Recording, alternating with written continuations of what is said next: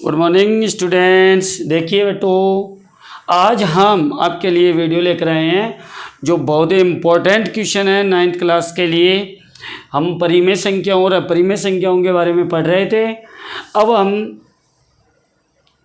उन संख्याओं के बारे में बात करेंगे जिस संख्या का, देखो ऐसी संख्याएं जिनको हम डिवाइड करने पर शेषफल कभी भी 0 नहीं आता है, लेकिन संख्याएं क्या हो जाती है, बार बार रिपीट हो जाती है।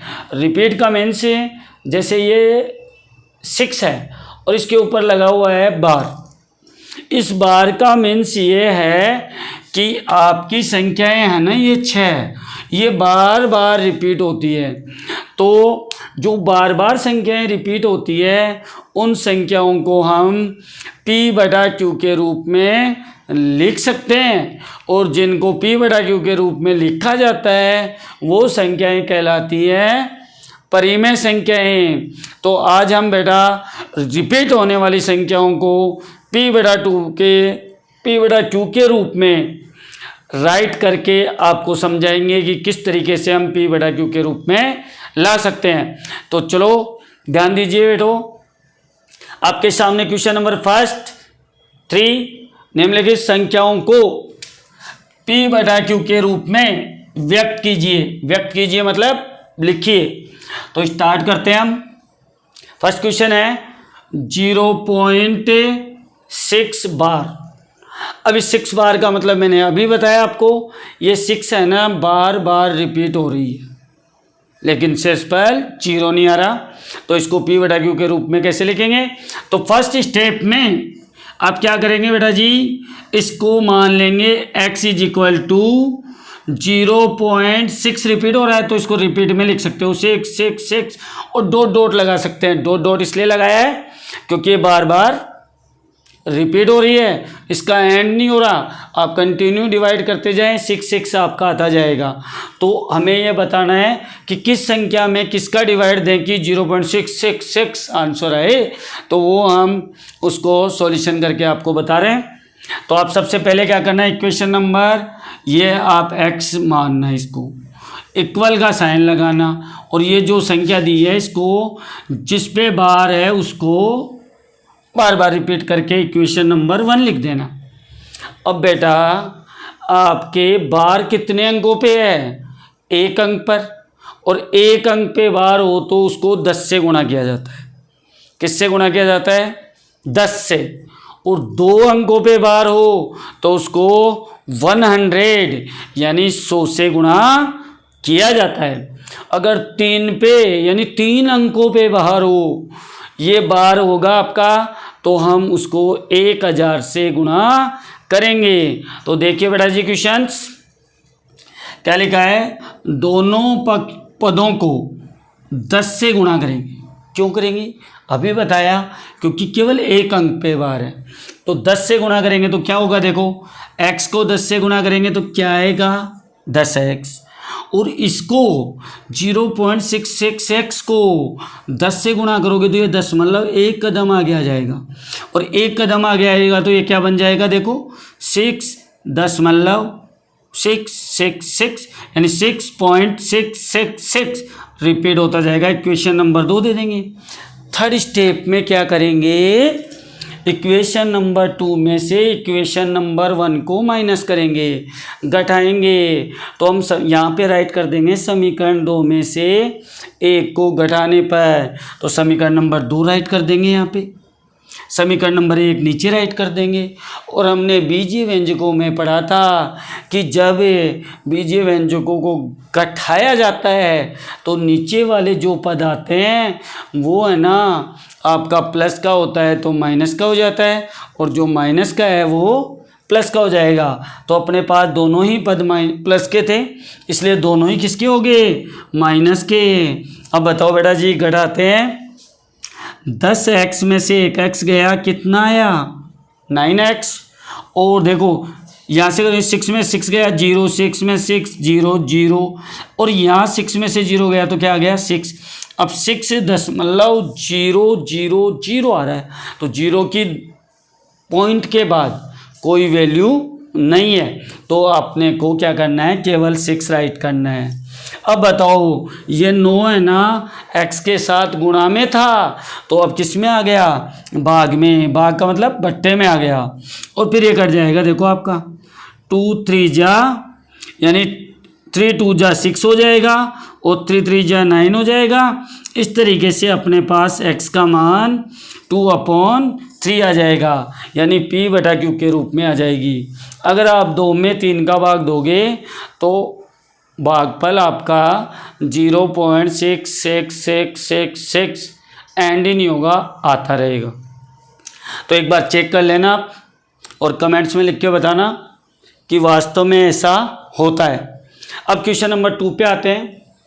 देखिए क्वेश्चन नंबर 2 है 0.47। अब 7 यहाँ पे 7 केवल 7 पे बार है जी, तो 7 पे है तो एक ही डिजिट पे बार, तो अपन क्या करेंगे, इसको भी राइट कर देंगे एक बार। तो x = 0.4777 इक्वेशन नंबर 1 दे देंगे उसी तरीके से। अब क्या करेंगे, एक ही अंक पे बार है तो अपन किससे गुणा करेंगे, 10 से गुणा करेंगे, यानी दोनों पक्षों को या दोनों पदों को क्या करेंगे, 10 से गुणा करेंगे। और 10 से गुणा किया तो ये क्या आ गया, देखो आपका 10x, और इसको 10 से गुणा करेंगे तो 0.1 के पहले था बाद में आ जाएगा, तो 4.777। Same step. अब समीकरण नंबर 2 में से समीकरण नंबर 1 को घटाएंगे। ये समीकरण नंबर 2 राइट कर दिया आपका, ये समीकरण नंबर 1। और घटाने में मैंने बताया था साइन चेंज, ये माइनस 10x में से 1x को घटाएंगे तो 9x आएगा, और इसमें से इसको घटाएंगे तो देखो 7 में 7 गया 0 0, 7 में से 4 गया 3, फिर पॉइंट, और फिर 4 में से 0 गया 4, तो 4.3 आ रहा है। तो अपन राइट करेंगे x = 9, इधर किस में था बेटा, गुणा में, और इधर किस में आ गया, भाग में। तो अपना आंसर आ गया 4.3/9। लेकिन यहाँ दशमलव आ रहा है, तो दशमलव को उठाने के लिए अपन क्या कर देंगे, दोनों पदों को यानी न्यूमरेटर एंड डिनोमिनेटर को यानी अंश और हर को 10 से गुणा कर देंगे। और 10 से गुणा करेंगे तो ये तो देखो दशमलव एक कदम इधर आ जाएगा, तो ये तो 43 बच जाएगा आपका, और 9 को 10 से गुणा करोगे तो 90। अब आपके x का मान आएगा 43/90, और ये आ गया आपका p/q की फॉर्म में। मैं आशा कर रहा हूँ आपको समझ में आ रहा होगा। अब है क्वेश्चन नंबर 3 में देखिए, अब की बार आ रहा है बेटा अपने कितने अंकों के बाद, यानी ये बार है ना 3 अंकों पे है। कितने अंकों पे है, 1 2 3 अंकों पे है। तो 3 अंकों पे है तो अपन कितने से गुणा करेंगे, बताइए कितने से गुणा करेंगे, 1000 से गुणा करेंगे। कितने से गुणा करेंगे, 1000 से। तो पहले उसी की तरीके से लिख देंगे x = 0. ये संख्याएं रिपीट हो रही है तीनों, तो तीनों को लिखेंगे क्या, 0 0 1 0 0 1 0 0 1 डॉट कर देंगे। ये तीनों संख्याएं बार बार आएगी, तो इसको इक्वेशन नंबर 1 दे देंगे। अब क्या लिखेंगे, दोनों पदों को 1000 से गुणा करने पर। 1000 क्यों लिखा, क्योंकि इसमें आपके 3 अंक हैं, और 3 अंक है तो 1000 से गुणा करना है आपको।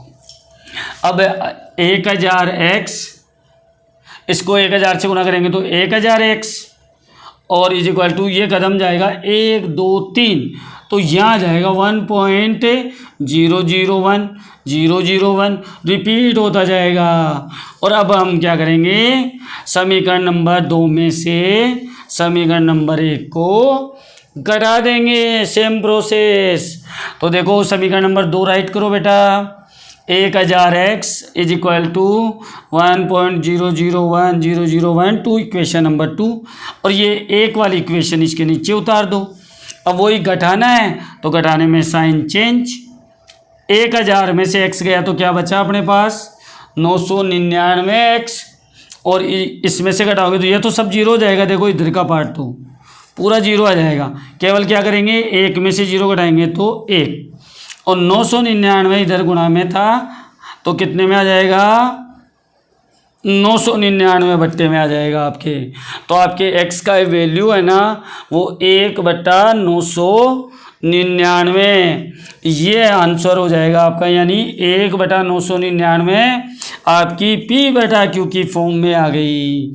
तो जिस बच्चे को रिपीट होने वाली संख्याओं को P/Q के रूप में लिखना आ गया तो वो बहुत अच्छी बात है, बहुत इम्पोर्टेंट क्वेश्चन है ये 9th क्लास के लिए। तो हमारे साथ बने रहिए। Best of luck student.